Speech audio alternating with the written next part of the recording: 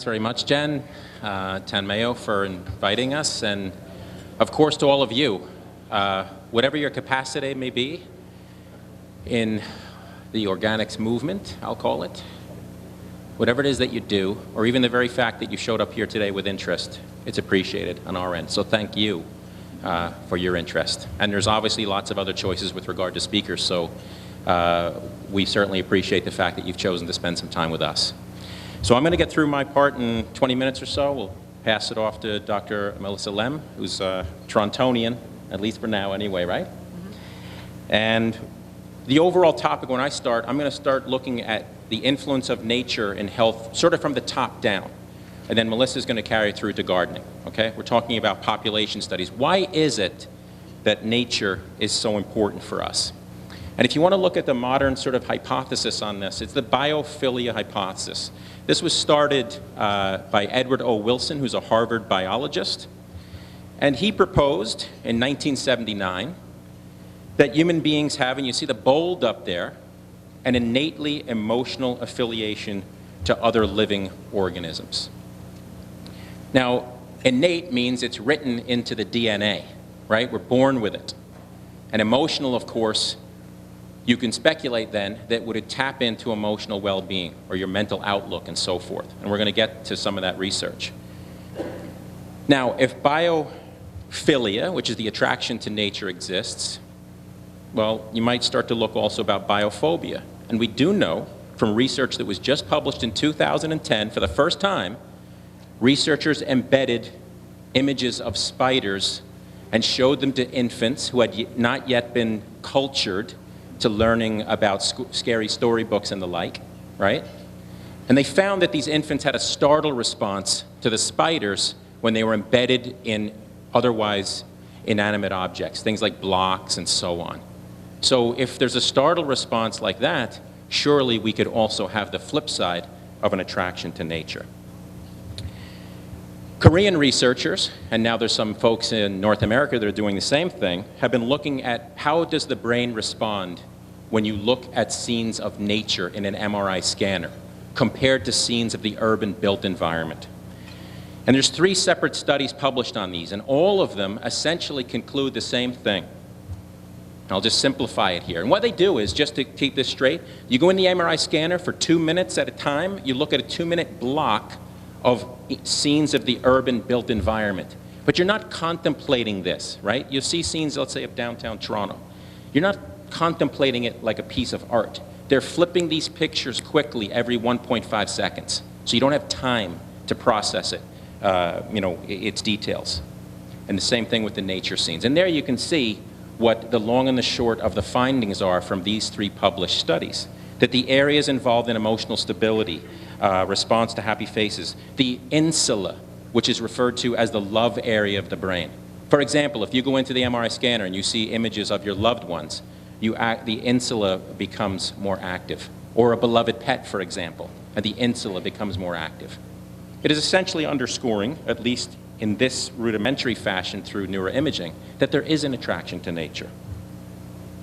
And then you look at another, that should actually be Robert Ulrich there, and he's looked at, for 30 or 40 years actually, dating back into the 70s as well, about how human beings respond to images of nature in terms of stress physiology. And what all of that means, to make it quite clear, is that when you put the little EEG caps on, you actually see brain waves that are similar to a meditative state in viewing scenes of nature.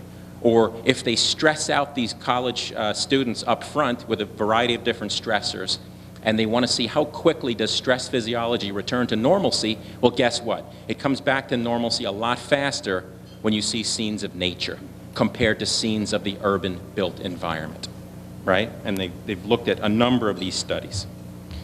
Recently, researchers from the University of Edinburgh had folks walk through this Scottish city, and they put an EEG measurement under their baseball cap. You can kind of see it, I'm not sure if you can see it at the back or not, but the guy's walking the street. You can see visible portions of his. They were wearing under their baseball hats.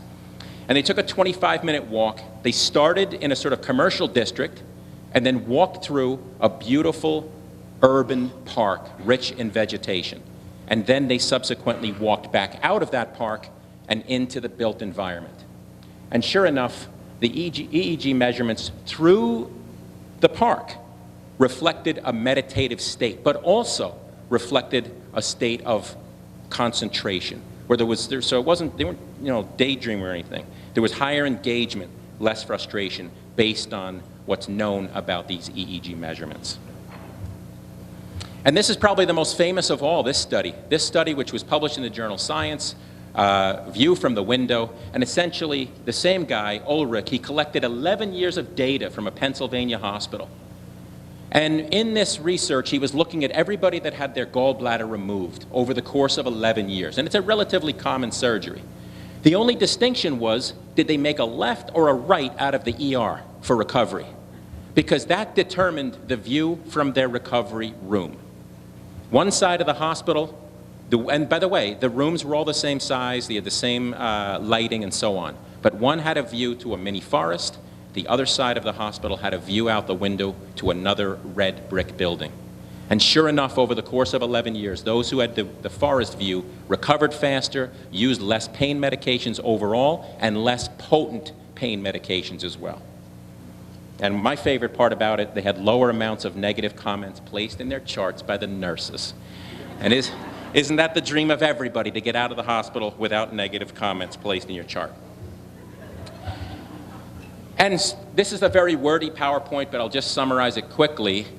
This has been backed up. More recent research has found similar studies, this time with plants placed in the room or not, after removal of the appendix. And sure enough, when there were plants placed in the room, unbeknownst to the participants in the study, there was once again faster recovery and so forth. Now, there's a lot of research, and I urge you, when you leave here, to look this up on your own. There's something called Shinrin-yoku, which translates from Japanese as forest bathing, or taking in the forest air. And they've been doing studies on this in Japan since the late 90s. And around 2005, you really started to see an uptick. And what they do is, in these studies, you go for a walk, or there's some studies that involve contemplation in forest settings compared to the urban built environment. And the research is quite clear in these dozens of studies. Lower psychological stress and depressive symptoms, improved feelings of energy and liveliness, and then the last bullet down at the bottom, these are objective measures of stress physiology, lower levels of the stress hormone cortisol, lower blood pressure, and so on, and your immune functioning is better as well, and I'll get to that in a moment. But overall, it fits the same theme. There's benefits in stress physiology and overall health. It's matching the subjective finding. It's all well and good to say, oh, I went for a walk in the forest and I felt good. But scientists have to validate this. It sounds ridiculous. It's almost ridiculous that there be a book called Your Brain on Nature, because it should be intuitive, and it is to the folks in here. I know I'm preaching to the choir. But in order to affect change, you need to be armed with research to make your case. That's just the way it is, the way of the world today. So these are some of the things they do. They have these little devices that they can take out into the forest settings. They were kind enough to give me these slides. And you can see there the guy collecting his stress hormone, cortisol. You know, he's sitting in a street over there. Now that personally would stress me out, sitting in a lounge chair in the street. But nevertheless, you can see the types of things that they do and the various walks and so forth that they do. But the neat thing is this right here. This is actually a map. There's 50 at this point, forest therapy stations. They're actually designated for forest therapy, where researchers have gone in, validated that there are all these benefits, and then quite often a forest therapist, someone who's qualified, will walk with you and talk with you and so forth. So these are areas that have been designated by the government. It's actually a neat program.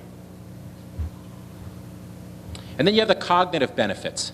So here again, the researchers they have the same MO. They psychologically stress people out. Young students typically are the victims, if you will, here. They give them complex math equations, proofreading exercises, and so on. And then they give them one of two different walks to take. One walk is in the urban built environment, and the other walk is through a lush urban park. And when they return to do repeat cognitive testing, which group do you think performs better on the repeat cognitive testing? Those who had taken the walk in the green park relative to the urban built environment. There's about a number of studies that have shown this.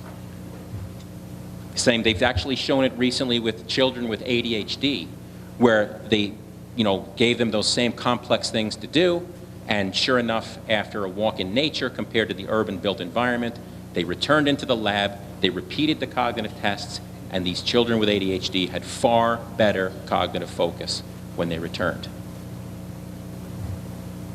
And then this was a study, and actually Mark Berman, who did this study, I don't know if he's still here in Toronto or not, but he has a PhD, and he looked at patients with depression. And they were randomly assigned to take a 50-minute walk in an urban built environment or through green space. And sure enough, not only did their mood improve, but their cognition, their cognitive focus, their ability to do various paper and pencil cognitive tests significantly improved as well. So you get a theme here, guys. There's, mood support. You do these, separate studies where you take one group and have one walk and one group and have the other. But let's step back for a moment and look now, since our world is under rapid global urbanization, right? And there's no putting the genie back in that bottle. It's happening rapidly and quickly. Do you know that by 2030 there'll be an additional 1.35 billion people living in cities? So that's why this is so urgent, you see, because you can't retrofit this stuff. It's a lot easier to do it now, planning for it up front. So here we have, in UK studies, that 15 of the top 24 diseases were lowest, and these again are urban studies we're talking about, lowest when you had the highest amounts of green space within a kilometer of your home. The second bullet to me is even more telling. Those who had, were furthest from green space, or put another way, those with less than 10% green space around their home had a 25% greater risk of depression, a 30% greater risk of anxiety disorders. Now again, I'm sorry for these wordy slides, so let me simplify this very complex but yet very simple slide. Researchers from the United Kingdom looked at every single major city in the United Kingdom, and they found, as they expected, a significant difference in mortality. Your rates of dying from all causes, your rates of dying from cardiovascular disease are far lower in affluent communities, okay? They then looked at how much green space someone has around their home in these cities.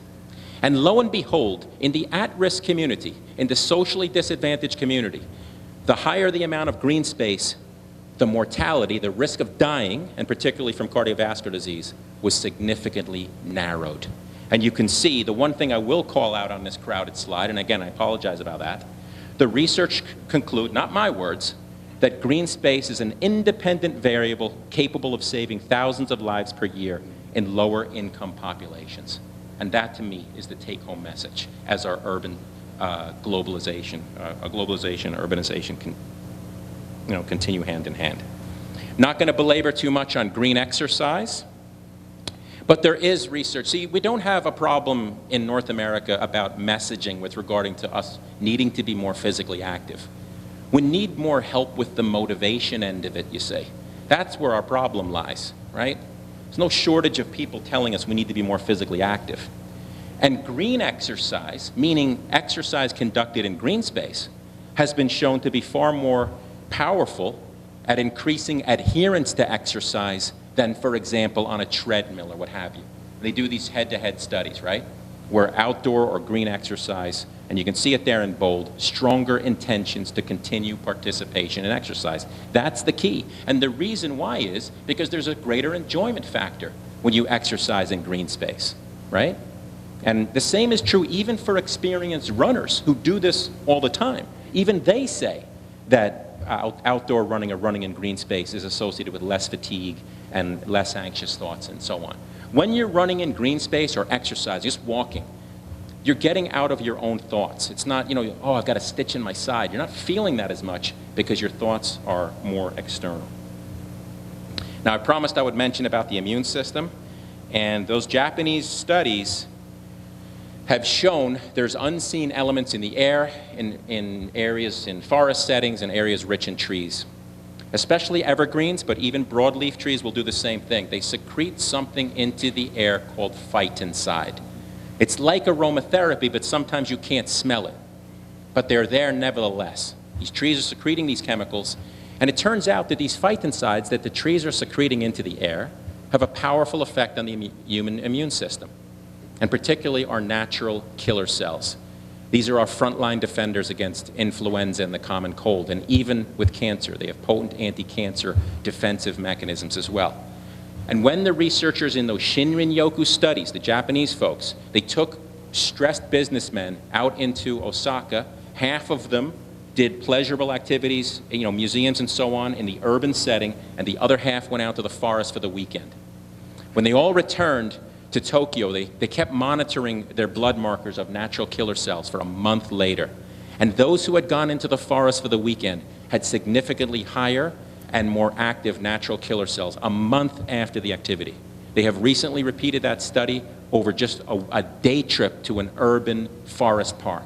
And being in the forest park for one day significantly improved natural killer cell activity for a week after. So you have these longer lasting effects as well. I'll switch here as I wind down before I head it over, and I want to talk about, because the thing is, when I get up in front of you and I talk about nature and we think about green space, which I've mentioned quite a few times, there's also research on blue space and how important being around blue or bodies of water is, right? Because that's what we've been doing for 2.2 million years as a genus, right? It's not shocking that we would have some type of affiliation with animals since they directed us to where water and edible plants might be, since they nourished us and so forth. But this discussion is completely on a continuum. It's not all about the giant sequoia. It's also about the microbes that we can't see. They're also part of our diversity. This is also, we're clear-cutting, if you will, to use the term, our microbes through antibiotics, through chemicals that are added, triclosan.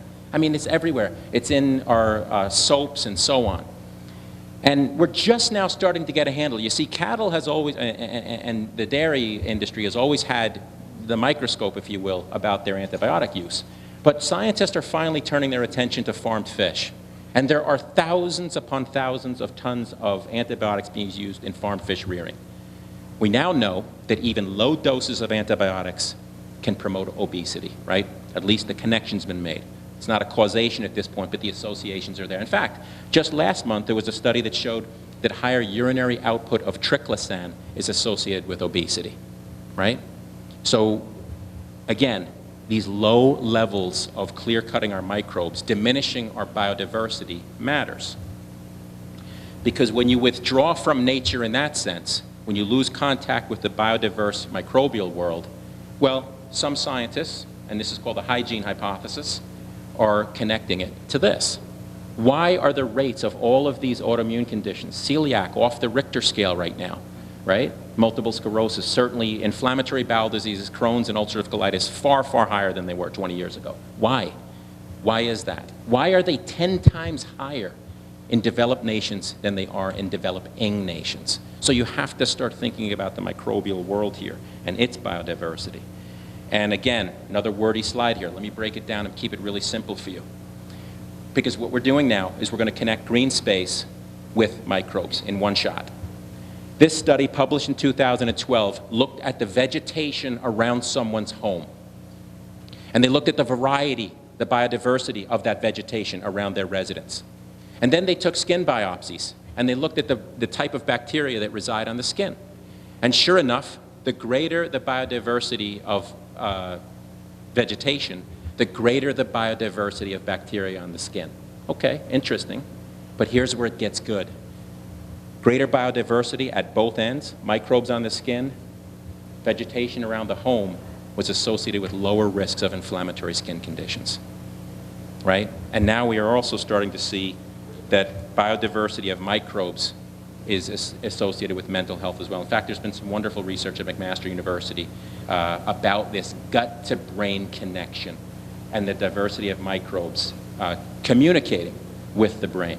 And this, what it says here quite clearly, is that the mental health benefits of the urban green space. So now I've already said that there appear to be mental health benefits of urban green space, but now it gets even more sophisticated, because these studies, these two studies right here, one from the UK, one from Australia, showed that the greater the biodiversity of that green space, the greater the mental health value. Okay? Not surprising to me. And I'll close down here, and it's going to be setting Melissa up quite nicely. There are new studies just published on M. vaccae, Mycobacterium vaccae. This is a soil microbe. If you're tilling in the soil, and it's ubiquitous, it's found all over the world. If you're tilling in the soil, you're likely to make contact with it. In areas of Uganda where M. vaccae is very high in the water supply, the rates of autoimmune and allergies are very low there. And it's clean. It's not a harmful bacteria. It's still a clean water supply. Just this past year, researchers put it into the food of animals, this M. vaccae, this soil microbe. And these animals became less anxious. They were more willing to explore, more willing to go into open spaces, and they were better at cognitive exercises that they were asked to do. Right? So they were able to do maze exercises and so on better. There is a connection between these type of microbes and the brain. That's the message that I'm trying to get across. And finally, this was a study that also came out last spring as well. This is from UCLA, and they gave a fermented product, a fermented food product, for 1 month to volunteers compared to the same dairy product unfermented. And they found that those in the fermented dairy product group had changes on the fMRI scans in the areas that govern emotional response to stress. It would be essentially indicating a good thing. So again, how is it these microbes are part of this whole discussion, right? Including right in the soil. I mean, you all know better than I do that the soil microbes dictate the nutritional and antioxidant content of the plants quite often.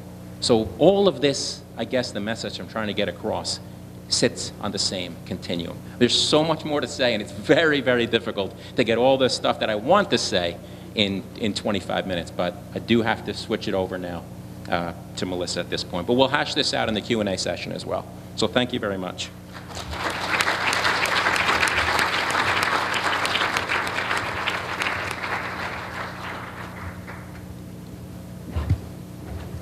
Thanks so much, Alan Logan. Our next speaker is Dr. Melissa Lem, who is a Toronto family physician. She also works in rural and remote communities across Canada, and she's a member of the Canadian Association of Physicians for the Environment. She has written articles for Evergreen and the David Suzuki Foundation. Without further ado, let's welcome Dr. Melissa Lem.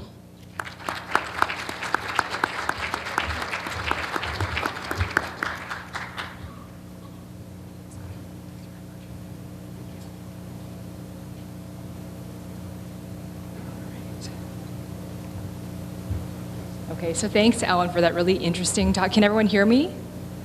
Everyone can? Okay, great. So my talk is called Homegrown Health, the Benefits of Gardening, and it's a very specific application of, or a specific way you can get green time. And I thought I would explore this because number one, this is an organics conference, so what better way to ensure that your food is local and organic than growing it yourself? And second, the second thing I was thinking about when I was preparing this talk is, as a family physician, I'm always looking for simple, evidence-based ways to improve my patient's health. And I think through this talk, you'll find out that there is a wealth of evidence for this intervention in health. All right, so what are we going to do today? So in terms of objectives for this talk, I want to review the evidence for the health benefits of gardening at every age. Second, we're going to explore the healthcare applications of gardening. And then last but not least, to balance it out, we're going to discuss some caveats of urban farming. Okay, so let's just start with a brief history of urban gardening in North America. So the first sort of application that a lot of people think about in the 20th century is victory gardens during World War II. So it's interesting that home gardeners actually grew 40% of American produce in their own backyards during World War II. And this was thought to be something patriotic. They would sell their produce to raise funds for the war effort, and they would also feed themselves to divert more resources to soldiers instead. So after the Second World War, gardening kind of declined. But around the 60s and the 70s, there was a bit of a resurgence. And one of the major reasons was there was huge food price inflation around this time. So from 1972 to 1975, there's a 42% increase in food prices. So young city dwellers were turning to home gardening to combat poverty and also, in the spirit of the times, raise environmental awareness. And so after the 1970s, we kind of headed into the sort of materialistic stage, I guess, of the 80s and 90s. But starting in the last couple decades, gardening at home has increased again. And so in 2008, in the US, the National Gardening Association survey indicated that 31% of all American households were participating in food gardening, which is pretty impressive. And actually by 2012, they did another survey and it had increased to 39% at that point. And of course, this is Michelle Obama. This is in March 2009, and she broke ground on the largest White House vegetable garden to date. And they still use produce from this garden to feed, visiting state guests and use the garden as part of her Get Active and, health promotion activities. All right, so let's move right into the physical health benefits of gardening. So number one, it's pretty intuitive. Gardeners eat more greens, and there's evidence to support this. So this was a review done for the Journal of American Dietetics Association in 2010, and it indicated that gardeners were 3.5 times more likely to consume produce 5 or more times per day. Not only that, but gardeners tended to consume fewer unhealthy foods like sweet drinks and sweets. And also gardeners enjoyed a significantly more balanced diet. And the next piece of evidence comes from a different study. And basically, in the US and in Canada, to a less degree, there's a huge problem with food security in low-income communities. And after a gardening intervention, low-income community gardeners were 10 times less worried about food security. So it can be a powerful way to improve healthy food for these populations. And so why are greens so important? Why is it important for us to eat our veggies like our moms told us to? And so, unfortunately, only 35% of Canadians eat their recommended servings of fruits and vegetables per day. And this is, in my opinion, a travesty because high produce intake, for example, lowers your risk of heart attack and stroke by 20 to 40% with the available evidence. And not only that, a good review in 2000 of the health benefits of produce showed that there's emerging evidence for reduced incidence of many diseases like cataracts, COPD, diverticulosis, diabetes, and hypertension. So people who garden are naturally consuming more veggies and reducing their risk likely of these chronic diseases. All right, so second, gardeners have healthier hearts. So this is a really interesting study from Washington. And what it showed was that Washington adults whose only exercise was gardening for more than 60 minutes per week had a 2/3 lower risk of primary cardiac arrest, which is pretty impressive. And this is compared to people who didn't exercise at all. But not only that, there's always a debate among healthcare professionals as to whether or not high-intensity physical activity is better for you than moderate intensity activity like gardening. And in fact, they enjoyed the same risk reduction in their risk of cardiac arrest as those who performed high-intensity activities like cycling, jogging, and swimming. So you wonder, is there something else to do with gardening that is an added benefit above just the pure exercise? All right, so gardeners also have better blood sugars and BMIs. So this is an interesting study of diabetic immigrants to Iowa from the Marshall Islands. And it was the 6-month gardening intervention near a community church. And after 6 months, their hemoglobin A1C levels, or their sort of 3-month average of blood sugars, which we often measure when patients come to the clinic, dropped from 8.2% to 6.6% in community gardeners. And there was really no change in non-gardeners and actually a trend towards increase.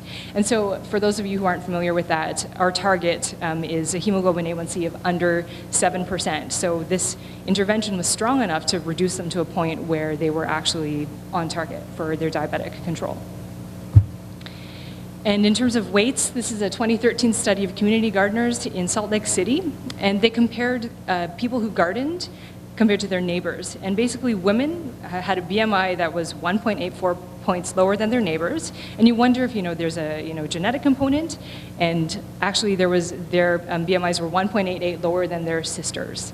And in terms of men, their BMIs were 2.36 points lower than their neighbors and 1.33 lower than their brothers. So it wasn't just their natural characteristics that was responsible for this. So last but not least, in terms of physical benefits, gardeners have stronger bones. So this is data from this sort of famous ongoing NHANES 3 study, and this looked at data from 1988 to 1994 in the US.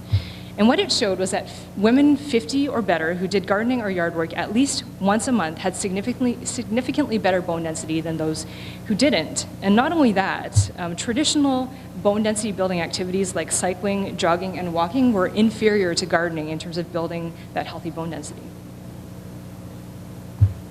All right, so this is a picture of two, friendly carrots from a garden that, that I did, or that I planted when I was living in northern BC working as a rural doctor, and I thought it would be a good segue into the next part, which is the mental health benefits of gardening.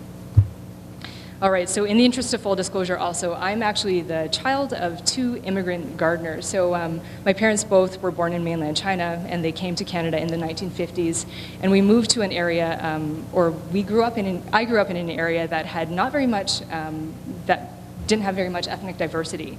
And so in terms of the people in our neighborhood, we were basically one of the only people in the neighborhood who had a massive garden. So it took up about 1/3 of the space in our backyard, and I was exposed to, traditional vegetables like goji berries before they became trendy, like Chinese melons, winter melons, where no one else on the block was eating them, but we did go around and, bring them to neighbors, so they got to enjoy these ethnic vegetables themselves. Oops. So this is an interesting study of new immigrants to New Zealand from mainland China. And what it showed during these sort of interviews with the transplanted gardeners was that they pointed to it as a transitional space between their former and present lives, just like for my parents. And gardening also promoted a sense of control, belonging, and ownership while they were literally sowing their culture and history in seeds into new ground.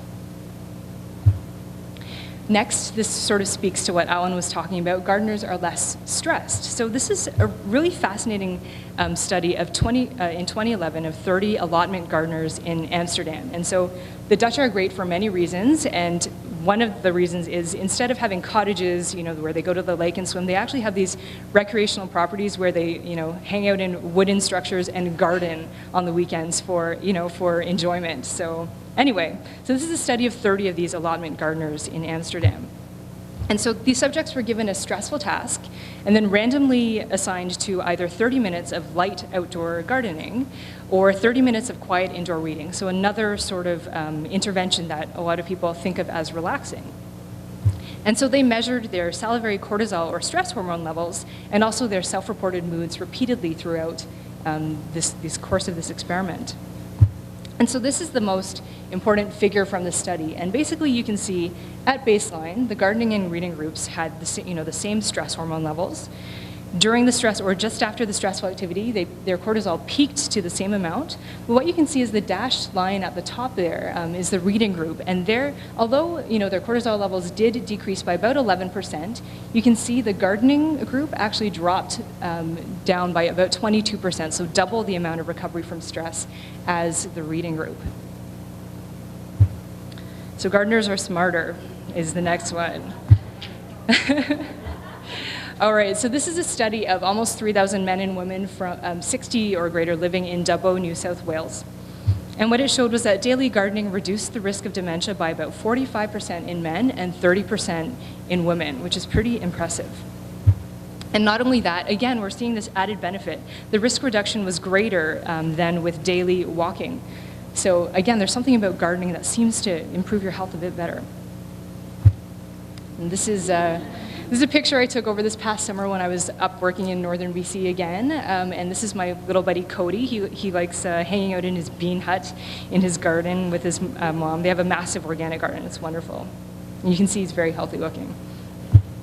All right, so a lot of the studies with kids have to do with these sort of after-school programs and community gardening programs. So this is where this data comes from. So this is a 2006 study of kids in an after-school gardening program in Oklahoma. And after the intervention, their daily vegetable intake, or kids who reported daily vegetable intake, increased from 21 to 44%. And they also reported that they did daily physical activity, increased from 51% to 79%. And the principal reported, as a side, that the use of the school salad bar actually doubled as well. And this, in terms of children and their weights, this is a 2013 study of a 3-year community gardening program in North Carolina. And basically 17% of obese or overweight children improved their BMI classification during the program, and they increased their fruit and vegetable intake 28 to 33%. And this is a very interesting study from 1989, which indicates that gardening improves behavioral disorder symptoms. So this is a study of kids with behavioral disorders who were hospitalized in a psychiatric hospital in Indiana. And what it showed was that during 4 months of participation in a community gardening or in a in-hospital gardening program, kids showed that they were able to cope better with delayed gratification. So they were able to, not rush out and want to pull up their seeds or pull up the plants before they were done, but they could wait for the fruits of their labor. Kids also showed a reduction in violent tendencies. So one of the kids in the study actually expressed regret when he had to thin out his seedlings that he would be killing the plants, whereas at home he showed lots of violent tendencies. Kids were able to practice teamwork and experience a pride of accomplishment during this intervention. And also they spread their newfound healthy knowledge to their homes. So they reported excitement about helping to plant gardens at home when they would go home on passes and come back to the hospital.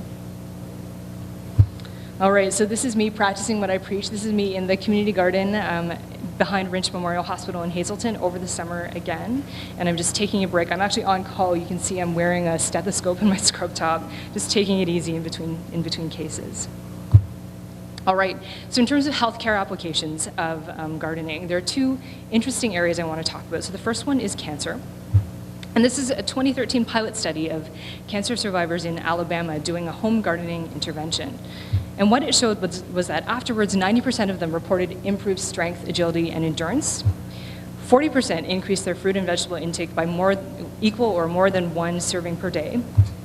And 60% increased their physical activity levels by more than 30 minutes per week. So it can be a powerful way to heal from disease. And in terms of HIV patients, this is a 2011 pilot study of an urban farming intervention in patients in St. Louis. And what they reported at the end of the study was that their depression and anxiety severity was decreased. They improved their self-ratings of health. And last but not least, they actually reported reduced frequency of illicit drug use after the intervention. All right, and so this is an area where a fair amount of study has been done with gardening, and that's in the elderly. So this is information from a 2012 review of care facility-based therapeutic gardens, so those in nursing homes or in hospitals.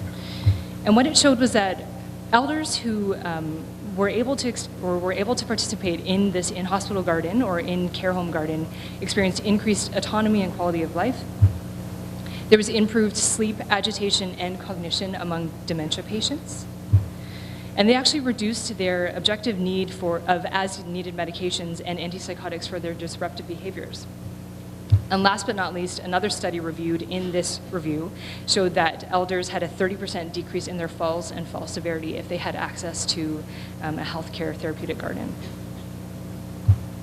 All right, so if that wasn't enough to convince you that urban gardening or gardening at home is healthy, here are some other sort of non-direct health benefits.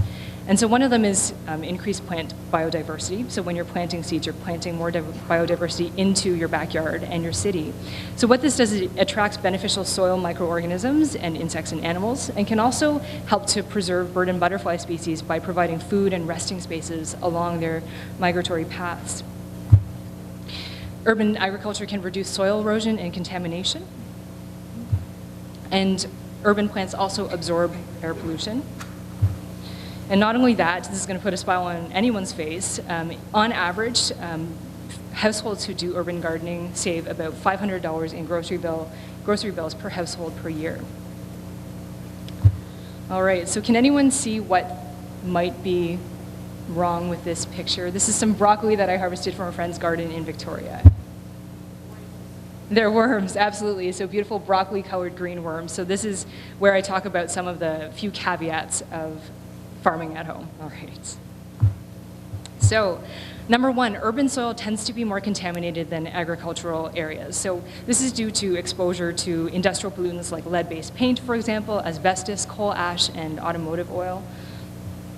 But the interesting thing is no illness cases have ever been traced directly to contaminated garden soil. So one of the reasons might be that plants tend to sequester, from what I understand, pollutants in their roots and also often in non-edible parts of the plant. So what you tend to eat is sort of filtered from the contaminants. My name is Jenn McCallum. I'm with the Sustainability Studies Master's Program at Trent University, and I've entitled my project Landowners' Motivations for Restoring Wetlands. It's a little bit off topic seemingly from what the other two have been talking about, but you'll see later on that it is actually connected. And this is a case study from East Central Ontario. So wetlands are very important, and a few things to note about them is that they are always or sometimes wet, and this is how they're characterized. There are a number of different types of wetlands, which include swamps, marshes, bogs, fens, and open water. Swamps and marshes are most common in southern Ontario, and swamps are characterized by trees, as you can see in the photo there, whereas marshes are dominated by grasses or sedges or cattails. Bogs and fens are less common in southern Ontario, and these are characterized by having peat soils. Bogs tend to be less nutrient-rich than fens because they receive less or they just are fed by precipitation. And finally, open water wetlands include coastal regions, such as in the Great Lakes, and these are characterized by a water depth of less than 2 meters. So wetlands are very important for a number of different reasons. First of all, they provide habitat for a diverse amount of species, so they're really important for biodiversity. They also provide ecosystem services for us, such as water purification, flood control, nutrient cycling, all these things that are really important for human benefits. They also provide an area for us to do a number of different things, such as ice skating or photography, bird watching, or hiking. And in southern Ontario, there used to be about 2 million hectares of wetlands, but now we've lost about 1.4 million hectares, and we're down to about 560,000 hectares of wetlands, which represents a loss of about 72% of the wetlands in southern Ontario. So this is a huge amount of loss, and in addition, a lot of the wetlands that are still out there have been degraded through pollution or agricultural runoff. It's worth noting that the wetlands in southern Ontario have largely been lost due to tile drainage and also clearing land to make way for cities and towns in this area. So a number of solutions have been proposed to mitigate the loss of wetlands. These include conserving the wetlands that we already have and protecting these, restoring degraded wetlands through, for instance, fencing cattle out of waterways, creating new wetlands where the land is suitable, and also creating wetlands to mitigate the loss of those that were cleared to make way for roads or urban development. So my research is exploring why some landowners choose to restore wetlands, which is an environmentally responsible behavior. And to relate to what the other two speakers were talking about, there's been a lot of research showing that the more connected you are to nature, the more likely you will be to conserve wetlands. So I'll get into that in a minute. My research area, I'll show you in just a second, but to give you a sense, we are located in Metro Toronto here, which has seen a loss of wetlands in the range of 85 to 100%. And my study area is in East Central Ontario, the counties of Kawartha Lakes, Peterborough, and Durham, which have actually experienced less wetland loss at about 25 to 45%, which is still significant, but not as bad as other parts of Southern Ontario. So here's where it relates to what the other two had to say. Part of my research looked at the inclusion of nature and self-scale, which is a psychological scale to measure how connected you are to nature. So I had my 12 landowners fill out a brief questionnaire, and I found that they were indeed very highly connected to nature. I'm calling this a 7-point scale, and they scored about a 5.58 on average on that. It's worth noting also that I only interviewed and did the questionnaire with 12 landowners. So it's a small finding, small case study, but I'm viewing it as preliminary research. So there were a number of things that were related to restoring wetlands or creating wetlands on suitable land. These included having land available, usually a section of the property where it wasn't very productive. They were trying to grow corn or soy, but it wasn't working out very well. Also, there was funding available through the Environmental Farm Plan and Ducks Unlimited, who have supported a number of these projects, funding usually in the range of 80 to 90%. Also, having a high degree of connection to nature was a factor, as I showed you before. And all of the landowners whom I interviewed were using their wetlands in some way, whether it was duck hunting or photography in the case of this individual, or ice skating in the winter, sometimes even swimming or canoeing. There were a few challenges also associated with restoring wetlands, and these included the permit to take water, which is required through the Ministry of the Environment. Luckily, Ducks Unlimited is very helpful in trying to overcome this challenge, so they will often fill out the paperwork and have the landowners simply sign it. Another difficulty was all the paperwork involved. For those who are farmers, you'll know that there's often a lot of paperwork to do. So this was one of the complaints, including having to draw a little map of what the wetland would look like once it was restored. But again, Ducks Unlimited was very helpful in these projects and in making them successful. And a final challenge that landowners experienced was delays, where they had filled out all the paperwork and they were waiting for approval and waiting and waiting and waiting, and finally receiving approval, sometimes when it wasn't the best time of year to be digging a wetland. So in conclusion, what I've learned from this research is that it's really important to promote connection to nature. This could be through gardening or even hiking in parks or the Shinrin-yoku that we talked about. It's really important to also value wetlands and provide positive experiences with them. There's been recent changes with the Environmental Farm Plan in terms of the process to apply. So I'm hoping that they will still be providing an equal amount of funding for wetland restoration projects, and that the policies are still valuing wetlands. So for my project, I'd just like to acknowledge those who have taken part, the 12 landowners that I interviewed, Farms at Work, an organization based out of East Central Ontario that put me in touch with the landowners, Ducks Unlimited for all of their support with the project, and my 3 committee members, including Dr. Elizabeth Nisbet, who has worked with Alan Logan and Melissa Lim. Thanks very much for listening to my project.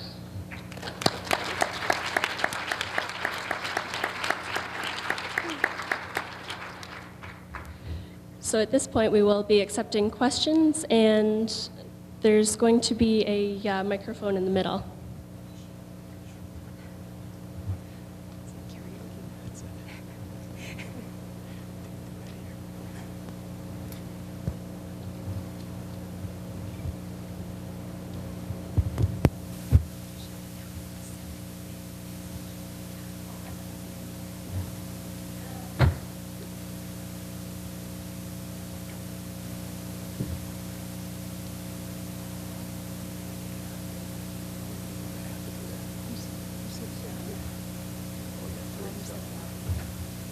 I have been told that we actually have a few copies of Alan Logan's book to give out, so we may be awarding those to some who ask questions.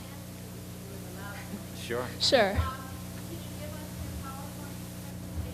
Can you make it available on one of the Check, websites check. so we can go there and do the further look at it and research? Yeah, I believe they will be part of the COG, post.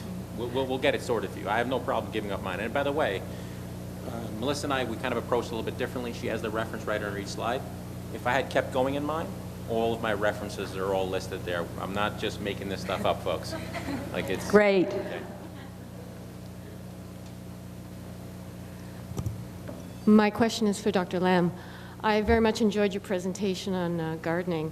I was particularly intrigued by one of the slides that you presented that looked at a study that showed that children with behavioral disorders saw a marked improvement in their behavior when they participated in gardening activities. Now, that study was dated 1989. I don't know any numbers, but it seems to me there's been an explosion of behavioral-related disorders in children, ADD, ADHD, in that intervening 25 years. I'm just wondering if there was an indication that there was a drug-free alternative to improve children's behavior. Why have there not been more studies in that area, and why do we continue to drug our children with Ritalin and other things when there could be a drug-free alternative? Yeah, so that's a great question. I have the same question, and when I was doing my literature review for this talk, I was looking for specific interventions of gardening in children, and so there have been more studies done on attentional disorders and that kind of thing with green time exposure, and less so with gardening in particular. So I think Alan alluded to a study where kids had better attentional deficit symptoms after they took a 20 or 30-minute walk through a city park as opposed to a cityscape. So there are those studies out there, but in terms of gardening, I don't know, as far as I could see, I couldn't find any more recent studies regarding that, but that's a good question. I mean, the question is why not, and I guess the reason is not enough funding for research, possibly.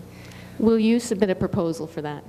That would be great. If anyone wants to fund me, I'd be happy to. Thank you. You're welcome. Thank you, all of you, very much for your presentations. I do have a question for you, Dr. Lem, about the, you kind of went pretty quickly through the negative aspect of environmental pollution in the soil and air with respect to urban gardening, and particularly I'm thinking in terms of root crops, carrots, things like that, carrots, potatoes, tubers, and also where you're eating the leaves, kale, chard, lettuce, which, a lot of these are things which we tend to grow in an urban environment. Right. And do you know anything about the toxicology of that? Yeah, I mean, I have to say I'm not an expert in terms of toxicology and plant health, but I mean, it is something that we have to worry about if we do create gardens in downtown city areas. I know that's a trend in places like, like Detroit and sort of urban places that are being reclaimed. So, yeah, I mean, I think if... I know Guelph will test your soil, for example. Right. You can, for certain things, you can get lead, the amount of lead in your soil and things like that tested, but there's a lot of other things that it's harder to know. And probably a lot of people in this room, it affects us directly. So. Right, and one wonders too if the benefit of consuming more produce from a garden outweighs sort of the benefits or the disadvantages of kind of heavy metal poisoning and that kind of thing. And like I said, there are no known cases of people who have been sort of poisoned from eating urban garden produce. So I don't know if that speaks for itself. Okay, good. Hi, my name is Britta Riley, and my company is called Window Farms, and we make vertical bioponic gardens that let people grow some of their own food inside their apartments, hanging in the window spaces. And first of all, I just want to thank you guys because, this is a very psychological market. I've been noticing that a lot of my customers who come to me, they're not looking to grow their own food for economic reasons. There are these very psychological motivations that are very difficult to kind of tease out. And I think a lot of the work that you presented today really starts to show where those urges are coming from, and that there is like kind of a foundation in reality. We're all not just we're not crazy new age people or something like that who are looking for solutions that don't work. So I think that's really cool. One of the things I wanted to ask you is if you've noticed or if you've seen any studies that have shown, I mean, you talked a lot about, with biophilia, just the general being around plants in general, and then about gardening. But I wanted to know if specifically, like, for example, we make a product that's specifically for organic food growing. And I'm wondering if there's a difference in what happens to people, what these positive benefits are specific to food growing as opposed to general gardening. I mean, it's a wonderful question. I mean, to what extent was the research that I presented overlap directly with the visual aspect of working with nature and hands-on and so forth? It's very, very easy for me to connect the dots and speculate that all the benefits would be there. I mean, we're not talking about, foliage, or flowering plants or anything like that. It's sort of green is green, I cited other research. I didn't cite it, but I told you there was other research on blue space and so on. It's pretty easy to make the argument that if you're engaged in gardening and you're around green and touching green, I mean, there are other studies, for example, that show that transplanting a plant from one pot into another, making contact with soil, is also associated with reduced markers of stress physiology and so on. So there are other studies out there, whether they're, the tops of the green from a carrot and you can't see the rest of it. I think you're dealing with nature. You're dealing with nature. I think the same argument applies. And just to add to that, most of the studies I looked at, they combined sort of ornamental gardening and food gardening together. So they looked at both of them together. They didn't really separate out the two. Okay. Yeah. Interesting. Yeah, I just wonder whether that has like more of an impact on like the microbiome for the human body, if there's something about that relationship with specifically our food plants and those benefits that we're getting. So yeah, anyway, thank you. Interesting study to do also. All right, we'll get you some funding for that. Hi, this question is for Alan. I'm very curious, as you walk through the urban landscape in Toronto, I've noticed a lot more container gardens that are being done that are actually very spectacular, and they make you stop and look at them and just really appreciate them for the beauty of the artistic quality of them. And I'm wondering if that type of urban landscaping also has the same type of cognitive changes that you see when somebody goes to a larger landscape. I'm really glad you asked that question, because if I've been able to keep on going and keep rabbiting on in front of you guys for another 2 hours, I would have gotten to some slides on awe. And you just described it really well too, because you stopped, you talked about fascination, you talked about beauty, and awe is not defined by expanse. Like, you can have a sense of awe about something very simple. For me, if a ladybug landed on my finger, even at my old age, I would have a sense of awe, right? And then awe, in turn, is associated with so many beneficial things. Your willingness to protect nature, for example. Your willingness to share. We didn't get to other slides in there about altruism and sharing. And that has been shown by just the variable of a manipulated, the plant in the room or not, has been associated with your willingness to share with another, right? So yes, the answer is without a question. If you're having this, you're bringing green space. And to be honest, we're going to be forced to do this, because there's only so much space for us. And if creative folks get involved with that and have these type of setups, it's for the good of everybody. And whether people like yourself who are completely mindful enough to realize it or not, because you may not be mindfully, you might not quite be aware of it, but you'll still get some of those benefits as well. So yes, we hope to see much more of that type of thing. That's awesome. I'm doing my part by stopping, pulling out my phone, taking a picture, and just that particular action gets people to actually stop and see what you're looking at. That's so, right. It's That's little right. actions. You're feeding it forward. Yeah. Good stuff. Thank you. I found it very compelling, all the research, is full of it, but I kept thinking, I wondered if either of you had examples. I know, Dr. Lem, you have a private practice, but I'm not sure if you do as well. But I just want to know if you had any personal story that you've shared in terms of recommending the gardening to a family or for a particular health, if you have anything that you can share from a personal or story experience as opposed to just the research, just to bring it to life. Thanks. Okay. All right. So, well, it's interesting. When I'm in Toronto, I actually work primarily with student health at the University of Toronto. So I see a lot of people who are at that stage of their life where they are very stressed and they're going through a lot of stress. So something that I do a lot is I recommend nature exposure to my patients. But in terms of them having the time to garden, I guess, that is not something that I've recommended to people in particular, but I certainly do recommend green time all the time and indicate that, it has benefits over and above just exercise on a city street. So, but I don't have any particular stories, about that. Thanks for asking, though. I mean, I can just tell you I am so anxious, so neurotic, you wouldn't even believe it. So for me to stand up in front of there, I mean, I go through the same kind of terror and turmoil all the time. So I do use nature in my everyday life, just from my own personal perspective.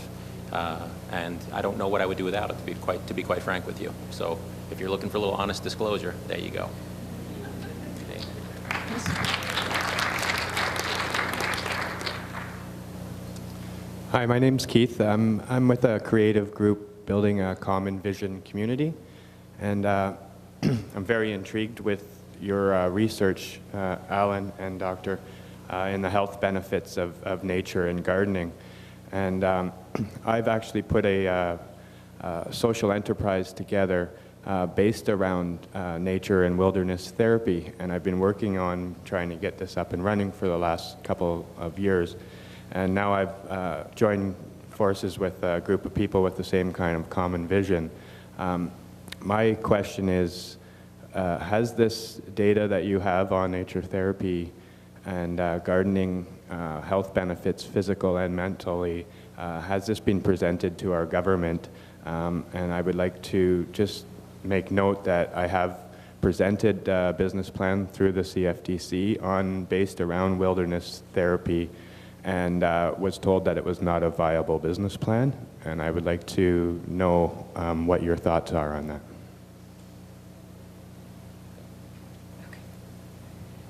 Yeah,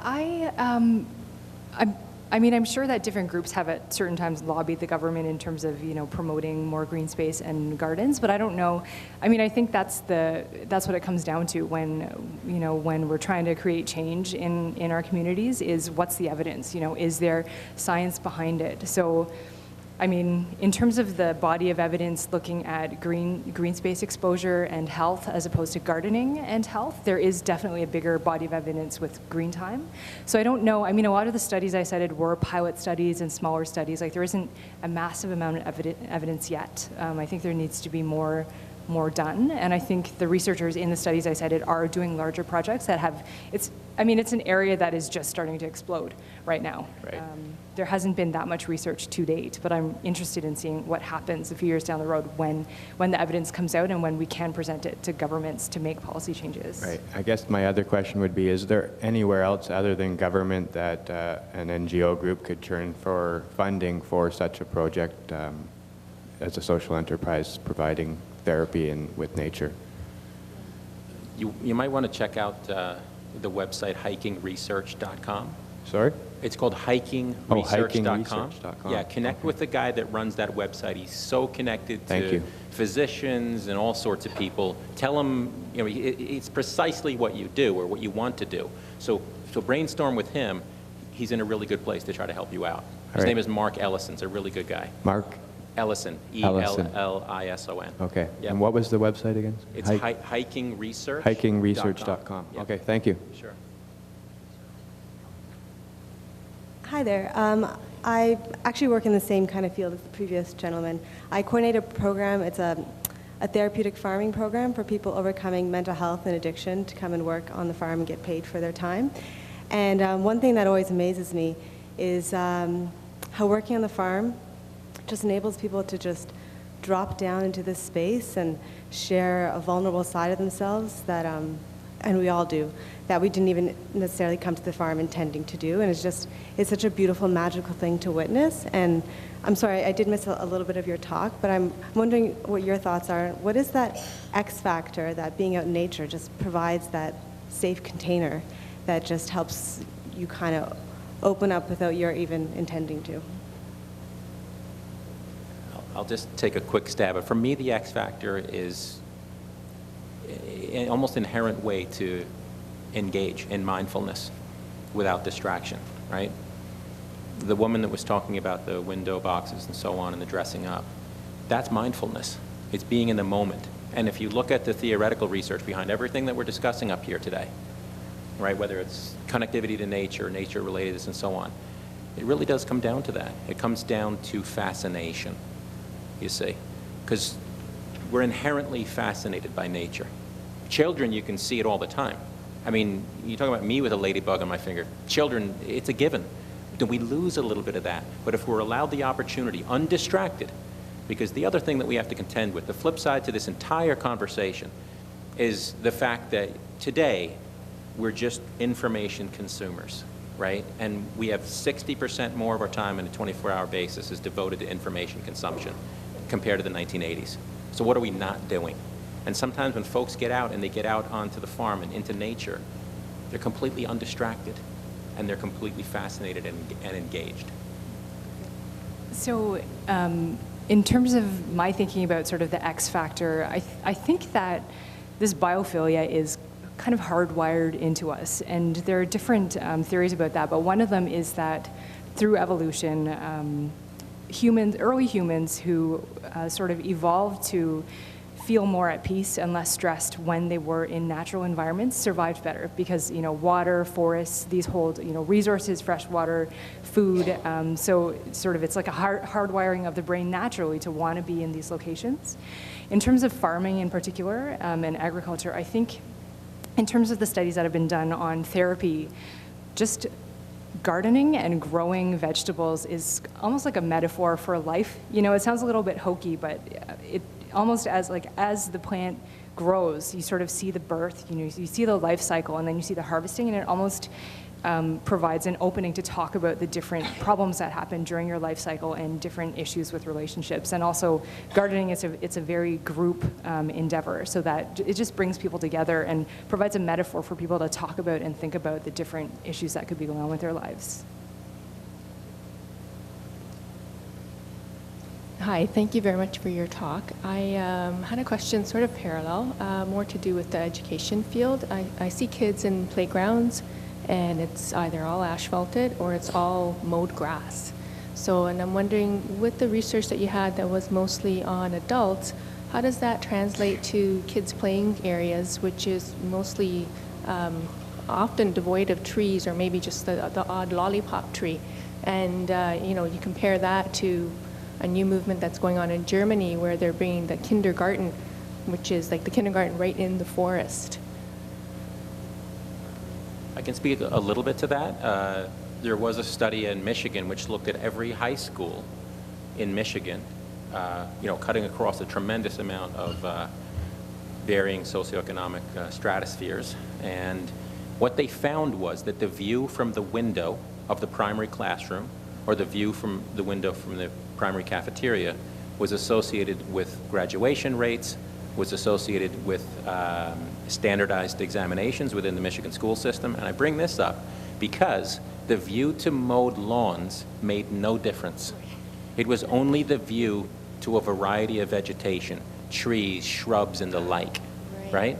Now, of course, any green is better than no green. And if you go back to the ADHD studies that Melissa was talking about before, and I mentioned one of them as well, the greater the greenness per se, the less the symptomology, right? But again, based on, if we add up everything that we have together, it's pretty easy to make the argument that a variety of vegetation is certainly better than a mowed lawn. And I think for all of us in this room, I think we got to move past the mowed lawn. We have to move towards biodiversity, because that's the fundamental core of this. Thank you. Thank you, Doctor, for a very enlightening situation that made me aware of the science behind the fact that when I get up in the morning and I take my dog out for a half an hour walk and get back, the vision of my day has totally changed. You might say that I take him out to do his business, but he's taking me out to do my business. Are there any areas in Ontario that are specifically designated, these forest areas that they have in, like, Japan? And are there programs here that we can find that are specifically for what you're talking about? I'm not aware of any, yeah, that's it. Exactly. He's ready to build. What amazes me is that it's so underdeveloped, and even, thank you for, I never even realized exactly how important and the science behind it. And I hope that we do now find other areas and programs that will accommodate this kind of healing. Thank you. I just want to mention that in Toronto, there's a fairly well-developed Toronto Community Garden Network. So if you Google it online, you can find all the different gardenings throughout the gardens throughout the GTA. So although it's not a formal program for, green time therapy, you could, have your own plot in one of these gardens. Hello, I'd just like to share some information with you all. that I'm aware of a group called Street to Trail here in Toronto, and they take homeless people, men and women, off the streets to trails on the Bruce Trail, and they go canoeing or they go hiking for a weekend or a few days, and they come back marvelously changed. They still have nowhere to live, but they still have a different perspective. Their life is somewhat open to the environment. Some of them no longer smoke because you can't drop cigarette butts on the Bruce Trail. So there are those areas that some people who have not got that opportunity do have on a sometimes basis because they don't have enough money to take as many as they'd like. But some people do get this experience. Thank you. Thank you for sharing it. So that was Street to Trail, right? Yes. Okay. Thank you very much for that. You're all an inspiration. Thanks a lot for coming. Particularly Dr. Logan, I've been following your research for a long time, and it's really changed a lot of lives. Like as a father and as a human being, like way to pay it forward, that's the first thing, right? Other than that, you talk biodiversity. Most people don't have the luxury living in the concrete jungle to get this kind of feng shui, right? So, you know, you go to places like the Eden Project, are you familiar, in the United Kingdom? Right, where they got these huge biodomes, they run year round, right? Like they don't get snowed out, whatever. So these kind of places are really cool. So if we generate community centers with the same kind of feeling, even starting with living walls and all that, but in particular, do you find a difference between the visual aspect of colors and the biological energy coming off of living foods or plants versus like pictures, right? And as far as Carillion imaging goes, like there's actual proof, like, you know, something alive gives you an energy when you eat it, right? That's why cooking the hell out of food and doing all sorts of other stuff really sucks, right? So do you find a difference between the visual aspect and the biological aspect of all these research things? Thank you for the question and your comments. I appreciate it. Researchers have started to look at the differences with colors. For example, one study, they had the folks do an exercise or run, I believe it was a trail bike actually, with the rear wheel lifted up, as if it was going through one of the U.S. national parks. And these folks felt more energy, they were able to go a further distance and so on. But what they did was, with the second group, they tweaked the colors away from nature. They made it look a bit more red, right? Yeah. And that diminished the benefits. So there seems to be benefit to the colors of nature, the greens, the blues, and so on. But the problem with just looking at colors in general, about colors and mood, is it's all over the place. Some say yellow's stressful, some say yellow's soothing, so it's a bit of a mess. We need to start applying some good science behind that. Okay, fabulous work. Thank you. I just want to comment, speaking to your comment about how, you know, cities are concrete jungles, you know, how they're sort of unbiodiverse places. There's a movement going on right now. I think that the David Suzuki Foundation has sort of piloted called the Homegrown National Park. I don't know if many have heard of it, but there's this need to sort of bring nature back to the city where there wasn't. So in terms of, you know, planting balcony gardens or creating gardens or green spaces in your backyard to sort of create a green belt where there was none before is something that's going on right now in this city.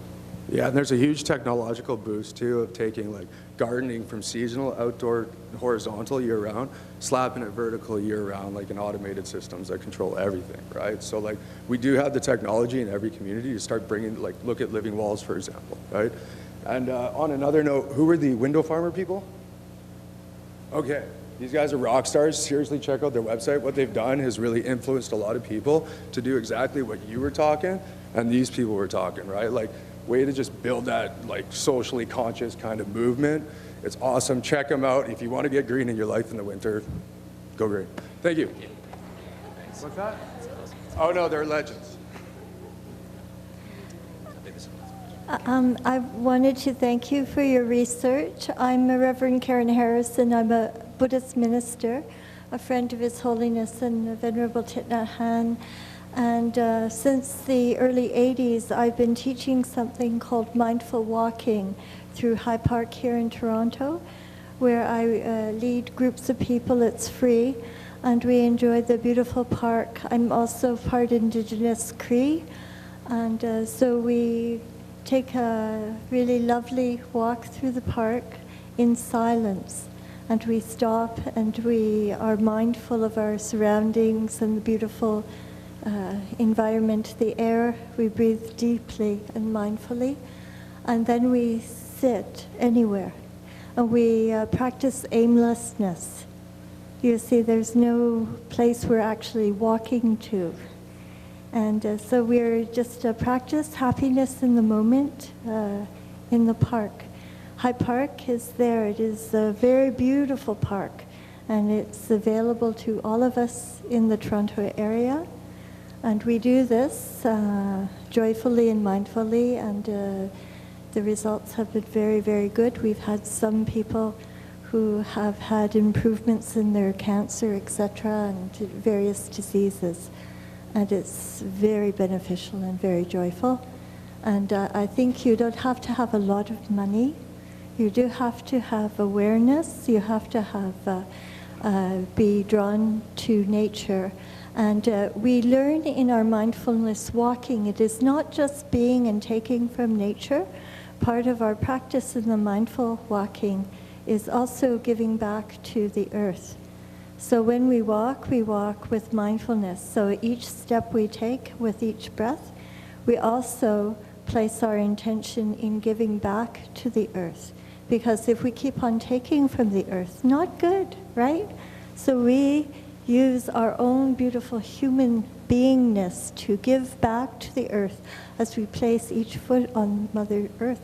And it's easy to do, very, very joyful. Thank you for your research. It helps us show that it is very effective.